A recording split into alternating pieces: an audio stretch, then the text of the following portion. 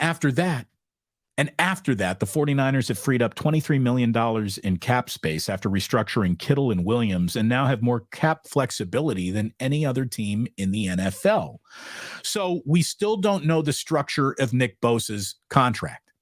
Once we get the details on that, we will know a little bit more the answer or the available multiple choice answers to the question I'm about to ask you. If Bosa's deal is so front loaded that it gobbles that up just on his own, then that's what that cap space represents. But if it's not, Larry, if it's not, what do you think this surplus of cap space could actually turn into? And I'd like to give you a multiple choice answer.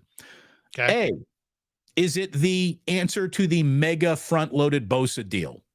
B, is it Brandon Ayuk having a $14 million cap hit next year, which is a $10 million raise over this year, and Ayuk is about to position himself as the guy who doesn't play on a one-year walk? You know, he's going to want to restructure. Is this cap space created to make sure Brandon Ayuk stays on this team? Is this cap space created because they are so in love with McCaffrey, they're thinking about maybe a possible restructure and extension beyond 2025? Or is this just stashed flexibility for the problem that hasn't even revealed itself yet because we're 4 quarters into the year, and believe me, something is going to go wrong?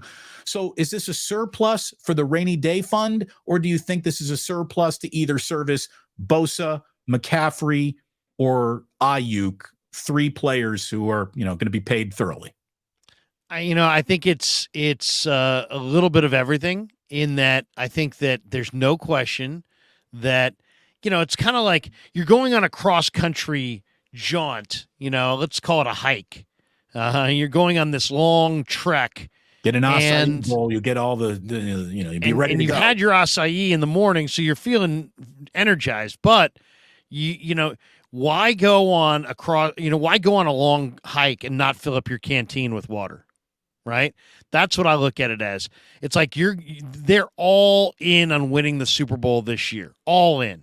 So why would you go all in and leave yourself with no financial flexibility to add to your roster midstream in a sport where there's massive, forget injuries, there's like casualties when it comes to the roster. So, you've needed to add pieces to the puzzle along the way in the past. You may need to again. I think in an ideal world, they don't need to add anything, and this is a big 2024, keep Brandon Ayuk fund and keep the core together fund. But I think that's naive. I think what's going to happen is what you stated. There's going to be some injury that's unforeseen. It's going to create some void that's unforeseen, and this will be an ability to add a veteran player of significance. Maybe it's an edge rusher. Maybe it's an offensive lineman. Maybe it's Jonathan Taylor because you want to block the Eagles or Chiefs or Cowboys from getting Jonathan Taylor and have this incredible array of position player talent. Maybe it's a corner.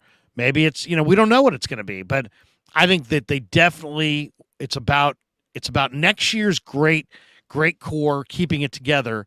But first, this year comes before next year. And I think it's about establishing $24 million, a pool of money that you can go. If you need Brian Burns to add to your pass rush, if you need, an offensive player or some piece to the puzzle, now you've got the flexibility because they got a full complement of draft picks as well. So not only do they have the most cap room in the NFL, they have a full complement of draft picks, and they've got a Super Bowl caliber roster. So I think this is both. You're not going to get left in a situation in November or late October where, man, you got a great team, but they're gonna fill in that but. And then as far as the future, I think if that doesn't happen and everybody stays relatively healthy, I think it's Brandon Ayuk, you're coming on back, and we'd like to retain as much of this core as we can because I think they'd like to make the window, continue on, especially with a young quarterback and especially because Shanahan and Lynch and Jed collectively will be made men the day that they can win the Super Bowl.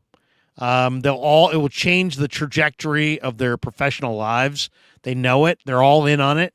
And it's this is their they try to win the Super Bowl every year, but this year there is an added resolve to not be denied. And you can feel it. You can feel it around the facility.